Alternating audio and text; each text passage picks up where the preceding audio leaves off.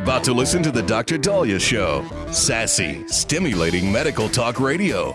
Any medical advice Dr. Dahlia Wax gives on her show should not be substituted for an actual visit to your medical provider. And now, here's Dr. Dahlia.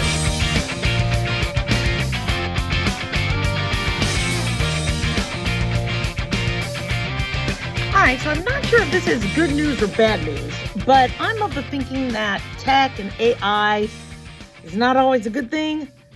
And we are going to be so tech reliant and robotic reliant and not using customer service and being away from people that we're going to have massive unemployment. So I've been a little nervous about that. But I don't know if this story then is good news or bad news. We're being told that Amazon.com or Amazon is closing all of their Amazon Go and Amazon Fresh physical stores. Now, if you remember what that was, it's all, I think, phone or app based, where you go into the store, you scan something, and it'll automatically deduct, I guess, the price of it so you don't steal. And you take the product without having to deal with customers or deal with staff. And when we saw these Amazon Fresh stores and Amazon Go locations, I've never been to one, but I have seen stores in California where you just use electronics to get in, grab what you want, pay, and then leave. And I'm like, wow, that's, really? What if somebody's stealing? That's where tech is going. So it was kind of intriguing. And we're like, well, okay, is that how shopping's going to be later, where you're being watched? And then what if the computer doesn't add the sales price? How many times have I gone into a grocery store where I bought something because I thought it was on sale, and then when you go up there, it's not, and then I have to ring for attendant at the self-checkout or ask the attendant? Oftentimes I don't pay attention, so I end up paying more anyway. But, I don't know.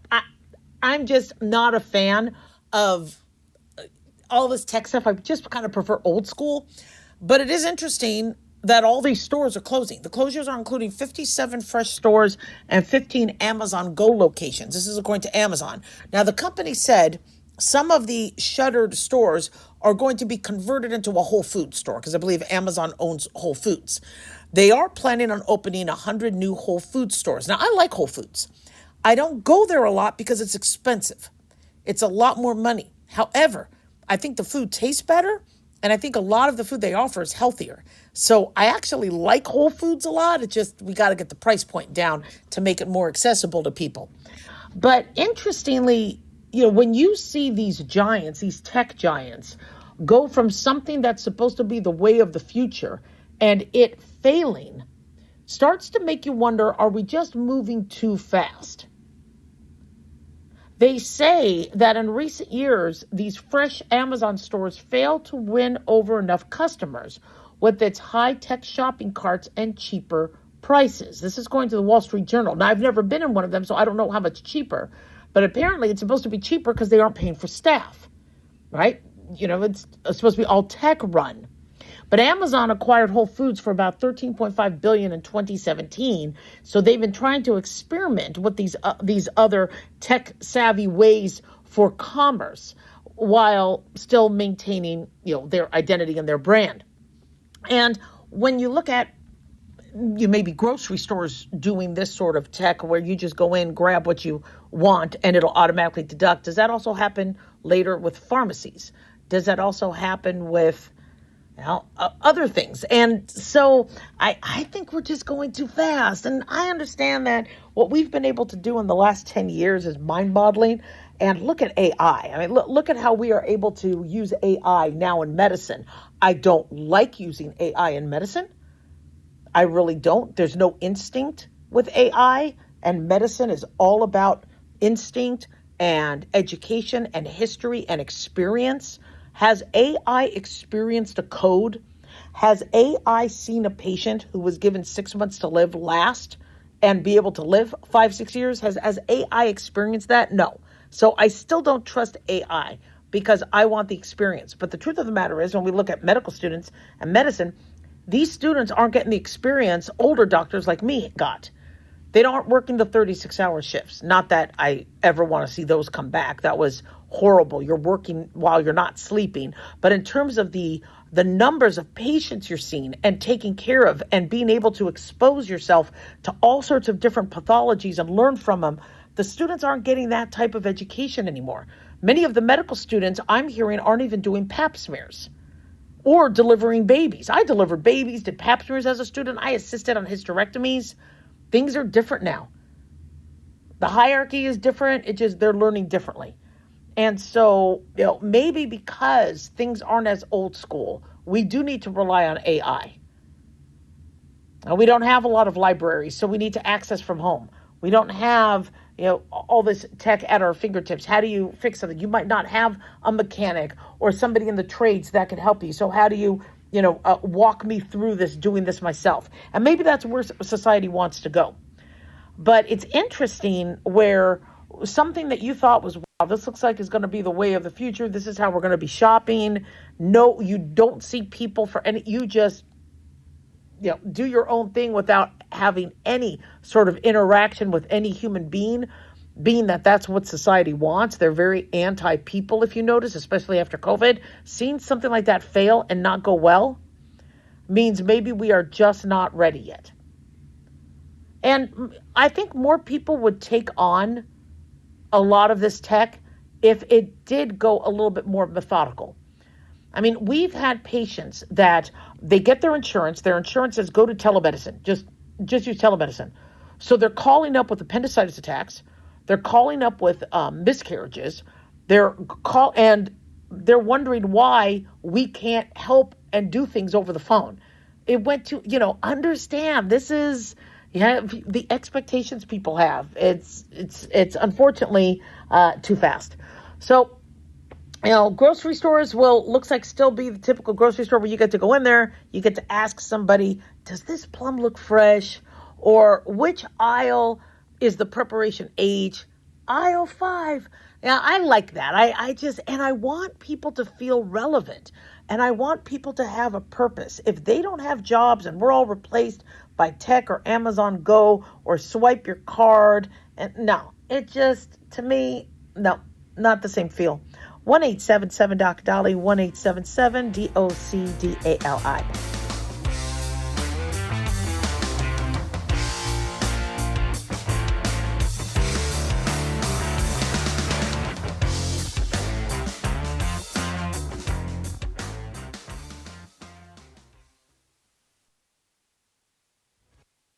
Let's face it, guys, we're living in times where the truth is becoming more suppressed and censorship is increasing at an alarming rate, especially on social media platforms.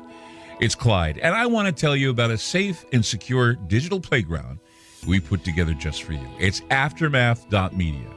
You get access to thousands of Ground Zero archives and podcasts, along with our private social media groups with your basic membership starting at only $7 a month.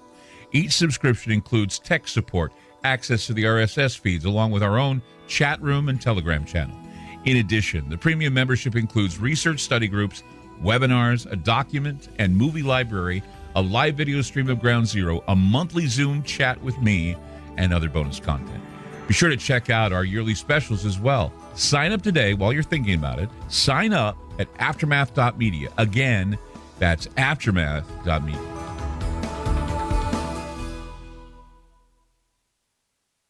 Dr. Dahlia here. Are you tired, burned out, gaining weight, succumbing to the daily pressures of life? Well, how's your dopamine doing? How you feel right now, how you'll feel an hour from now, and how you'll feel next week is completely reliant on your dopamine. Our daily motivation and willingness to push through challenges depends on the intricate chemical process dopamine provides. Christian Kalikas and I created Deploying Dopamine, a book that tells you what dopamine is, when it dysfunctions, and how to successfully deploy it when needed. Find Deploying Dopamine on Amazon today. Check it out. At Hot Shot Secret, we share the science behind common diesel problems. For example, diesel fuel cetane levels. The cetane rating in diesel fuel is 42 to 45. Most diesel engines operate more efficiently with a cetane rating of 48 to 50. One treatment of Hot Shot Secret Diesel Extreme will raise your cetane 7 points, increase fuel economy, and improve cold starts. Hot Shot Secret Diesel Extreme is available nationwide at truck stops, fine farm and auto stores, and online at hotshotsecret.com. Hot Shot Secret, powered by science.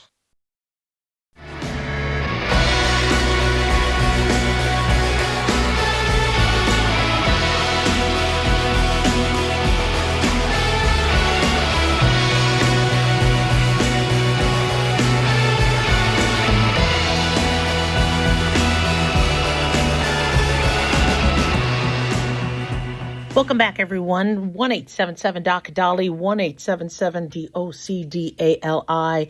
So one thing that is non-sustainable are the yearly or biannual strikes that we hear across the country. Whether it's in New York, whether it's in California, we have nurses who are underpaid, overworked, and when it comes time for contract negotiation, if they don't get what they feel they deserve, there's a strike. And it affects all of us. And as I've always said, the nurses are the backbone of our healthcare system. You don't mess with them.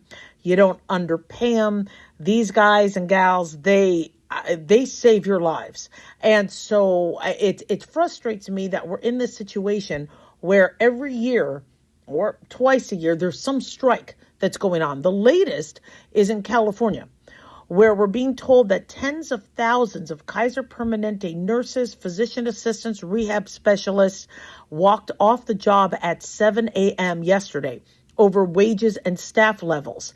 And so patients now have had to deal with postponement of their surgery, their care. In fact, one person wrote that my surgery on the 27th got postponed, and it was a surgery that would greatly help my mobility. I'm so upset. I've already been waiting almost 4 months for this.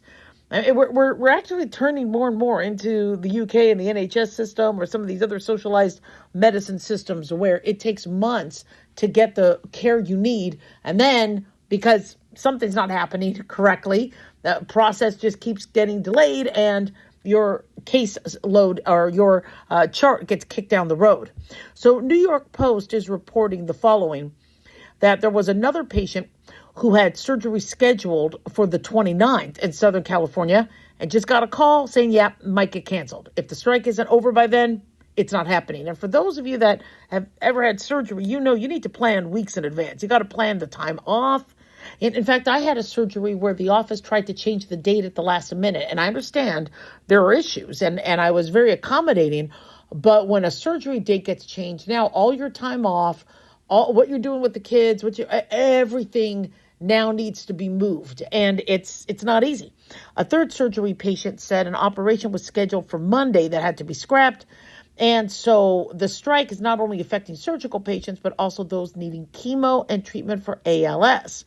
One person said, I've been through chemo and know how important it is to stay on schedule. So why, if the importance of getting my labs and infusions on time and as planned was emphasized to me by Kaiser during normal times, why is it okay to cancel infusions during a strike? New York Post is also reporting that an ALS patient, they said, another one wrote, as an ALS patient, the strike will affect the care I get while I continue to pay my full premium. So tens of thousands of California healthcare workers began striking this week. And this has been, nothing new. This time it affects Kaiser. There's been other agencies that staff. And when it's up for contract renewals or contract negotiations, it gets chaotic. The members of the United Nurses Association of California Union of Healthcare Professionals represents 40,000 registered nurses and healthcare workers across California and Hawaii. They began the strike after the contract talks with Kaiser stalled in December. Now, the workers are accusing the healthcare giant of failing to invest in staff, but the company said they did offer a huge pay bump. Kaiser offered, a 21% wage increase to healthcare workers. But union claims that management has the resources to hire more staff, but is not chosen to. So this keeps this, I think in New York, they just had a strike. We've seen this in Northern California. We've seen this all over. And this is something that has to, I think, be resolved a little better than what we're doing. I mean, this almost is reminiscent of what we're dealing with government shutdowns, where the funding only gets appropriated for X amount of months or a year, and then we have to go through this all over again. And the reason why they do that is because they want to allow for flexibility, allow for options, allow for changes with the times. And I understand people don't want to sign a long-year contract, but when it comes to healthcare, you need stability. You need consistency. And my concern is patients unfortunately suffer. Do I back the nurses on them getting paid for what they're worth? Absolutely. I have seen too many of our staff be underpaid and overworked. If they feel the need to negotiate, and living in California is no pretty penny, easy penny. I support our nurses, but the truth of the matter is we keep getting into these situations where patients don't get to be seen. And then patients can put pressure. I mean, this is kind of what the government shutdown did in terms of flights. Once it took the non-FAA members and the non-air traffic controllers to get involved and get grumpy, or the people with SNAP benefits that weren't getting them to make noise, then the senators listened and said, okay, we're going to sign the bill to still fund the government. And so I think that's what these strikes aim to do, so that the patients get so ticked off that they're going to be on top of Kaiser or any of these other agencies to make sure that the pay goes as it needs to. But what we do have to also be aware of is when the contract negotiations change from a 21% pay increase to a 25% or a 30%, who ends up paying that extra money? It's still going to be the patients. So strikes are bad for patients, whether it's not being able to access care versus not having a nurse who feels she's getting paid or he's getting paid what they're worth, to you now paying and covering the extra fees. They always say, Kaiser makes enough money, or United Healthcare makes enough money, and all these hospital systems make enough money. They can make enough money to pay the staff more. But is that what they do? Do they say, I'm just going to dig deep in my pocket. I will decrease my salary, or I won't take home a Christmas bonus. Is that really what they do? No, they pass on the costs. So premiums go up, your out of pocket goes up, your benefits are far and fewer between. And it's a lousy system. Socialized medicine will not be any better. Do not say, well, that's an argument for socialized medicine. No, it's not. Right? Because with socialized medicine, every time the nurses or staff go to the government and say, no, this isn't working, we leave unless you pay us more, the government then just turns around and taxes us or takes it from other funding. It's a mess. So do I have a solution? I'd love to have a solution. I would love to come up with an idea where nurses automatically get incremental raises as long as they hit their benchmarks, and that there could be long-term contracts where it's already decided it's cost of living plus bonuses plus I love the idea of them having skin in the game where they actually get a piece of the profits, where on the number of patients seen and good outcomes, you make more money. And if we could come up with long-term contracts, we could keep our staff. But these nurses are seeing what's happening. These hospitals are not staffing enough. They're not hiring more staff, or they're trying to find cheaper out of the country staff that can then displace them. And they start to see the writing on the wall. And I don't blame them for being concerned. So I would say come up with a longer term contract, something that can ensure that they feel like they will always get raises and be able to continue not only cost of living, but feel valued for the great work they do. And then on top of that, bonus them. If you want employee retention, bonus people. Allow them to have some skin in the game. If we had 50 patients today with all good outcomes, there's a bonus for you guys. Now, you don't want people to rush everybody through like cattle, but you want to encourage that there's going to be money in their pocket for them being productive and for there being good outcomes. Patient satisfaction is a little tricky because somebody's ex can make a lot of noise. So I really don't like money based on patient satisfaction. And because we've just seen so much, false reviews.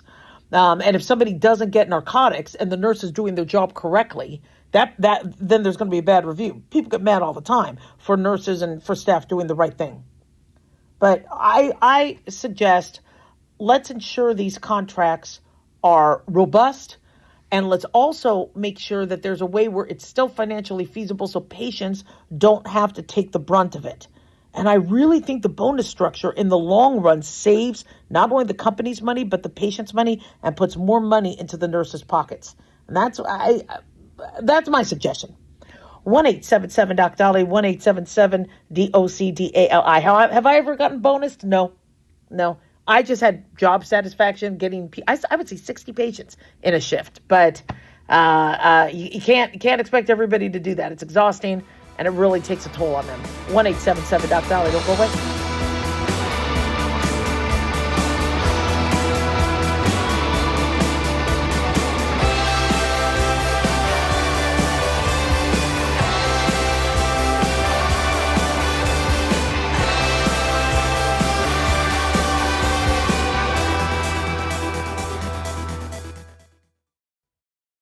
At Hot Shot Secret, we share the science behind common diesel problems and their solutions. For example, Diesel fuel cetane levels. in many states, the cetane rating in diesel fuel is 42 to 45. Most diesel engines operate more efficiently with a cetane rating of 48 to 50. One treatment of Hot Shot Secret Diesel Extreme will raise your cetane 7 points, increase fuel economy, and improve cold starts. Due to a cleaner burn, there are less hydrocarbons and particulate matter in your exhaust. This reduces the blockage of your diesel particulate filter. Using Diesel Extreme generates 83% less DPF regeneration. The 6-in-1 Diesel Extreme formula also includes the most concentrated detergent on the market, lubricity enhancer, water demulsifier, rust and corrosion inhibitors, and a fuel stabilizer. Hot Shot Secret Diesel Extreme is available nationwide at truck stops, Fine Farm and auto stores, and online at hotshotsecret.com. Hot Shot Secret, powered by science.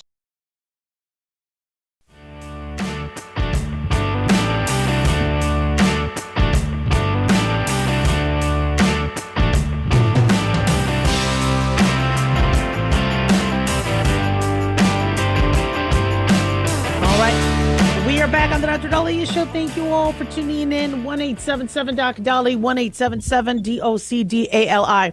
So not only am I a radio host, but I am also a physician. I know a lot of you are like, really? You don't sound like one. I am. So sorry. If my vernacular is not as linguistically perfect and to your liking, sorry about that. I spent a lot of time reading and studying rather than working on my grammar. Forgive me.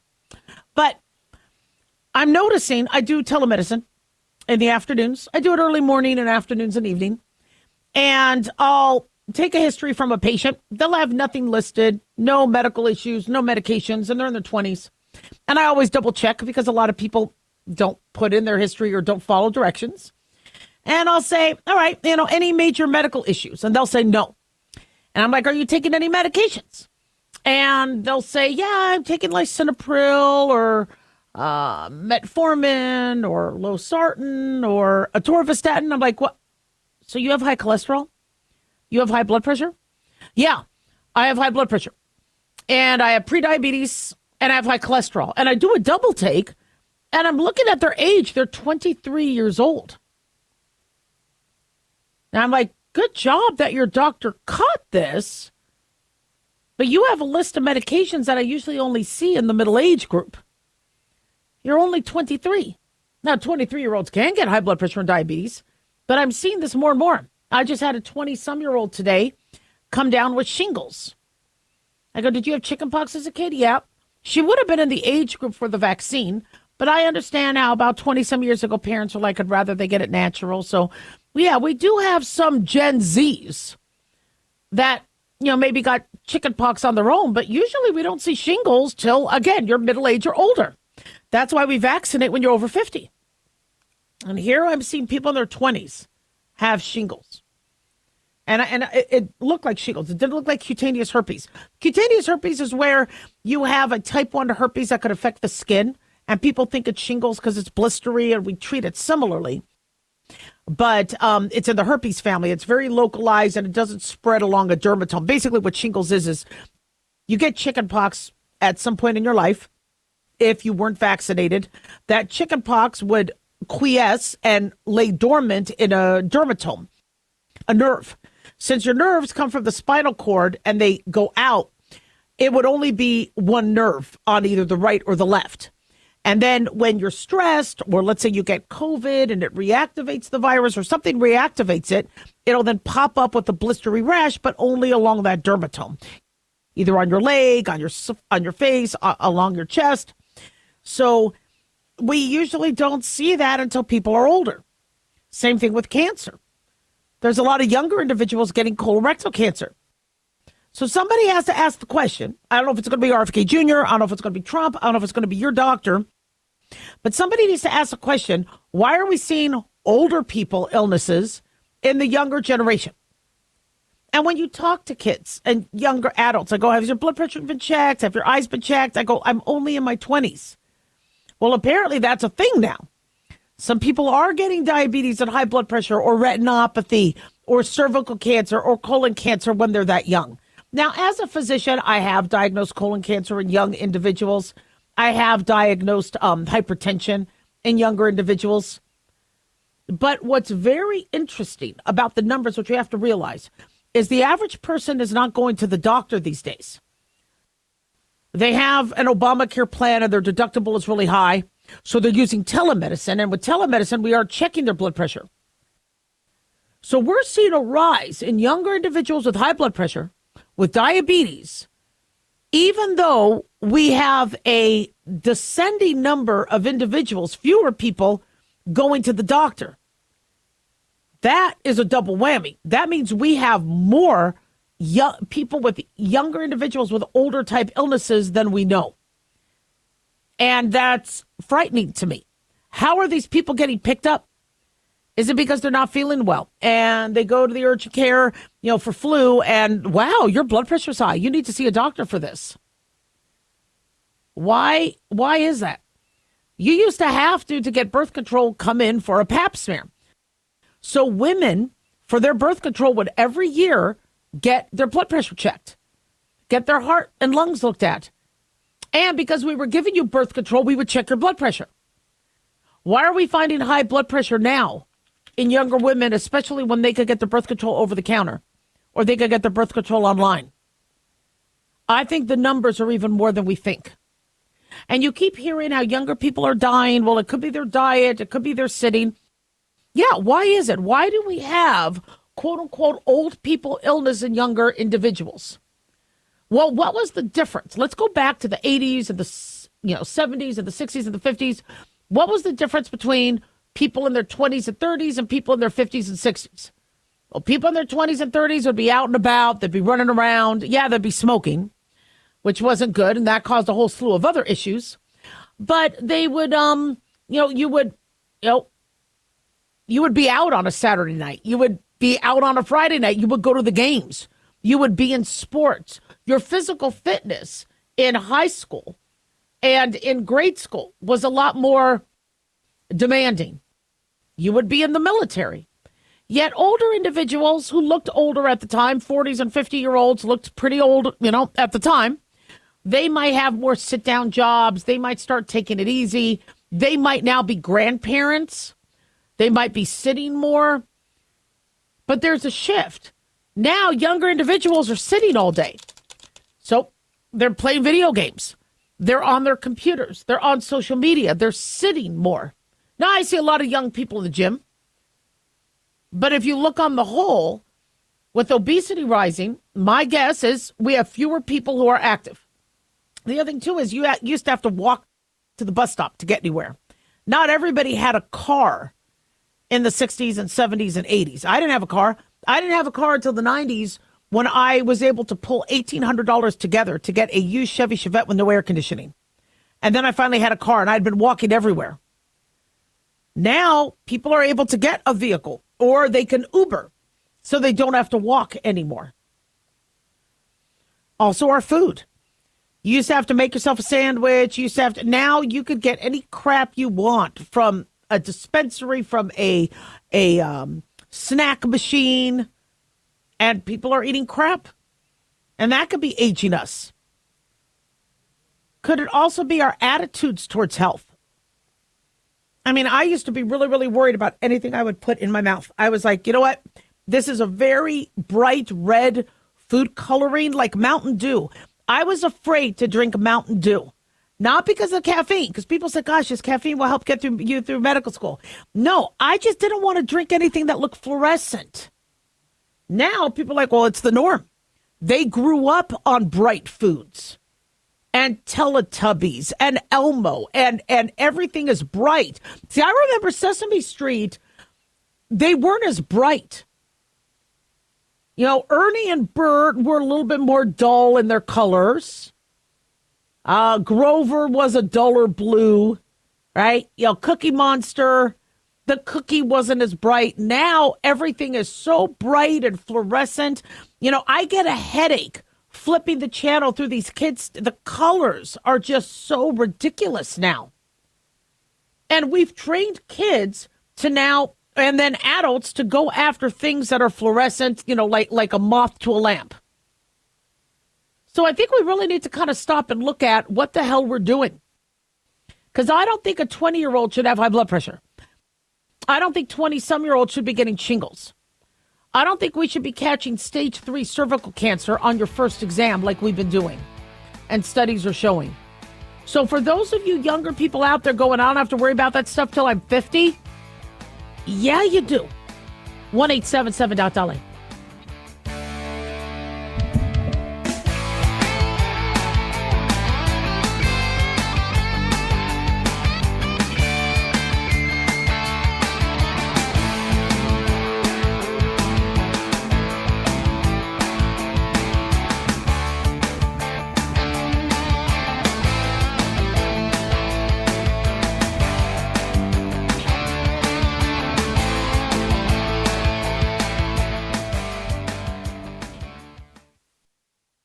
Guys, it's Dr. Dahlia. Fantasy football season is coming, but sadly, too many of you are taking the bench while the country takes part in one of the most exciting and lucrative industries out there. Don't know how to play? Well, huddle up and listen. Paul Kalikas and I have written a fantasy football pocket guide for beginners. This book walks you through the basics and shows you how simple and lucrative joining or creating a fantasy football team can be. Read our fantasy football pocket guide for beginners found on Amazon or follow the links on X and Facebook. That's Fantasy Football Pocket Guides for Beginners. Don't be left out. Have you ever thought you'd like to buy and sell houses but didn't know how or where to get the money? My name is Ron LeGrand, and over the past 40 years, I've bought over 3,000 houses without using my money or credit and taught thousands to do the same. Today, even in a virtual environment, we buy nice houses in nice neighborhoods using no banks, realtors, contractors, or other costly entanglements, and build huge cash flow and wealth without the hassle of tenants, all without credit and little or no money. You don't need a license or experience, and I'll show you exactly how it's done. Text FREE to 99799, and I'll send you my free training.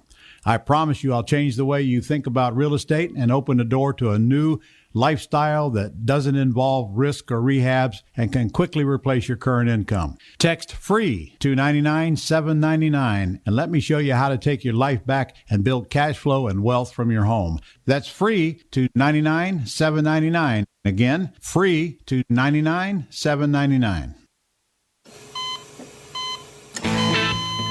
As an organ donor, your story doesn't have to end. The good in you can live on. In fact, you could save up to 8 lives and restore sight and health for many more. Sign up right now online as an organ, eye, and tissue donor. You'll be happy you did. And just maybe, someone else will be happy too. Go to organdonor.gov. It saves lives. U.S. Department of Health and Human Services, Health Resources and Services Administration.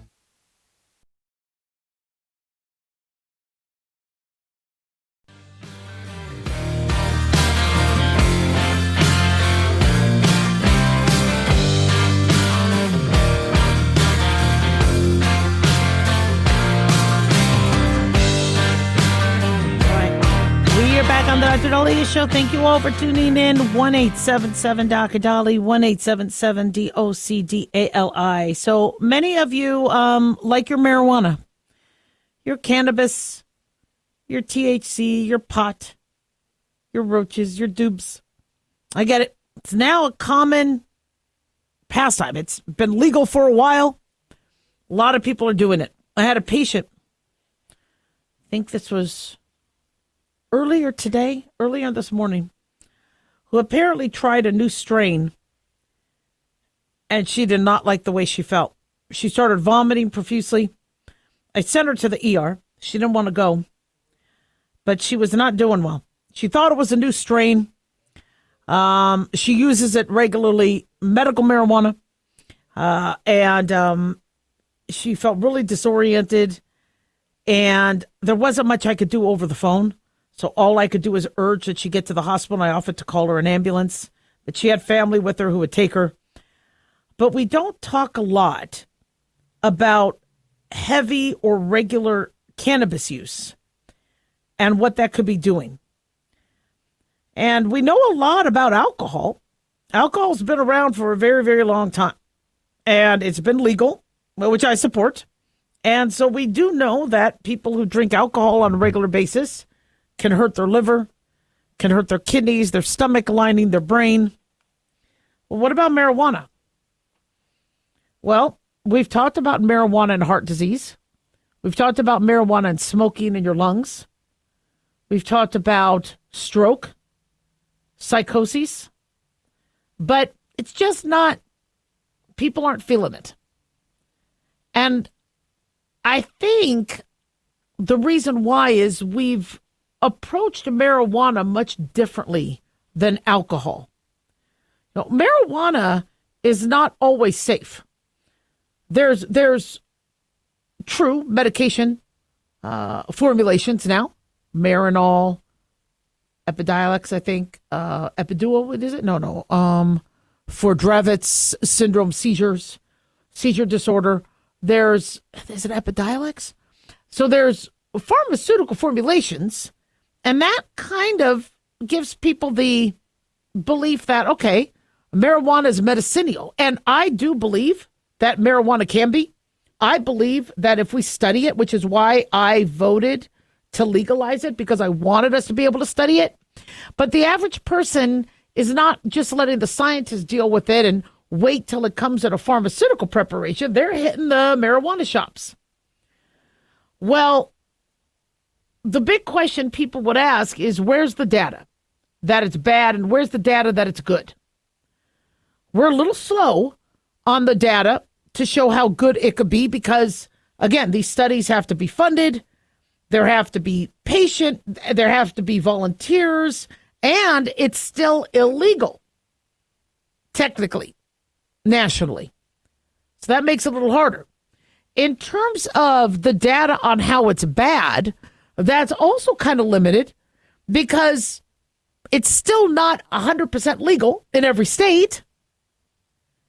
And you don't have a lot of people honest about their use. So it isn't until they get a drug test or end up in an ER for us to start gathering data. I mean, we are slowly having studies where people will admit to doing that, but there's a lot of people who go, look, I'm a driver. I won't be able to get a CDL if I admit that I'm doing marijuana. So no, I'm not going to be part of your study. So a state that probably would be ideal to get data in is Colorado. Colorado was one of the first to legalize it. And so a lot of our traffic accident data, a lot of our medical data, we're getting from Colorado. So a new study has come out from the University of Colorado Anschutz Medical Campus. They looked at a marijuana use, but the effect, whether it's recent or lifetime, and what it does to the brain and cognition. And the study was published in JAMA Open Network, and it's one of the largest of its kind, using brain imaging technology to examine the effects of cannabis on 1,000 young adults from 22 to 36 years old. And they found what they did is they looked at their working memory or the ability to retain and use information to perform tasks like solving a math problem. And neural response was measured, according to Fox News, through 7 cognitive tests, looking at working memory, reward, emotion, language, motor skills, such as tapping a finger to map brain control, relational assessment, and theory of mind. And results show that 63% of heavy lifetime cannabis users demonstrated reduced brain activity while completing a working memory task. Meanwhile, 68% of recent cannabis users exhibited a similar impact. So when people say, but you know what, I've been doing it for a long time, so my body's used to it, it looks like it's still showing deficit. The researchers concluded that cannabis had a statistically significant effect on brain function during working memory tasks, but was less significant in other tasks. There was reduced brain activity in areas like decision-making, memory, attention, emotional processing, which, by the way, we need when we drive. Lead study author Dr. Goen is an assistant professor of radiology at the University of Colorado School of Medicine, stressed the importance of studying the effects of cannabis on health as it continues to grow globally. And I agree with this because we do need to understand the risks. They say if you need to do a cognitive task, you might want to refrain from using cannabis. No duh.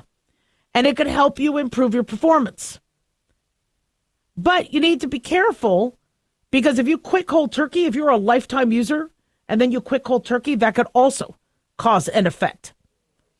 So, a lot of you might not realize that you've been using every day. I'll ask patients, so have you used marijuana recently? They'll say yes. I go, when? They'll say, well, last night. Okay, and how often? Well, every night, patients are saying. Well, if you're using it every night, why? Is it to sleep? Is it because you're bored? Is it to de-stress after work?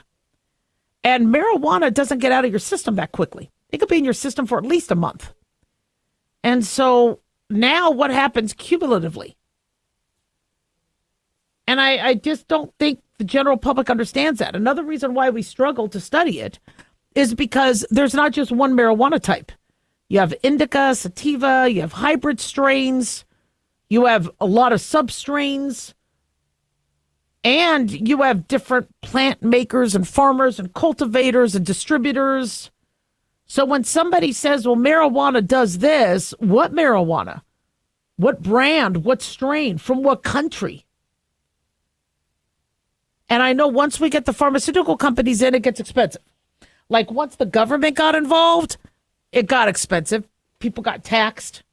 Not sure where all the money went, but it got more expensive. So a lot of you might not realize that you're using marijuana all the time. You're using gummies, you're using, and it's something you really need to talk to your medical provider about. And I don't want you to have an accelerated decline in cognition because you're using something that you don't realize could be affecting it. We know that alcohol does. We know that sleeping pills affect our brains. We know that sugar and bad food, we know that smoking does. But what if your marijuana gummies are also doing it? What if what you're smoking, on the porch each night is doing it? And I get everybody's looking for a way to relax, and they're thinking marijuana is safer than alcohol. And for some people, it is. But my concern is alcohol has always been, in the movies and in, it's a bad thing. It's a bad thing. And now that marijuana is legal, they're looking at it as this is medicinal. This helps me with this. It helps with that. I don't have to take my pharmaceuticals. I could sleep. And people are looking at it as vitamin M. But it's not a vitamin if your body doesn't necessarily need it. It could hurt. 1-877-DOC-LA.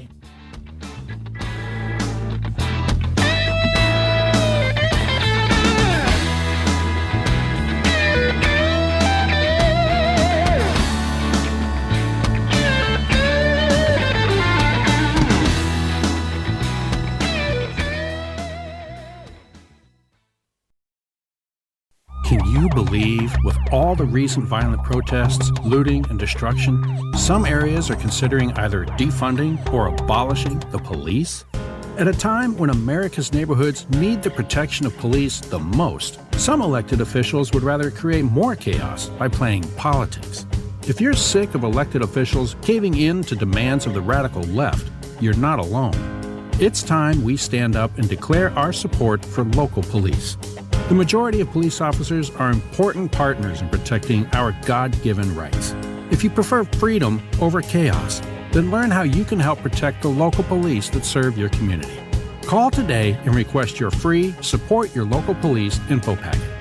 Dial 800-JBS-USA-1. That's 800-JBS-USA-1. Request your free Support Your Local Police info packet by calling 800-JBS-USA-1 today.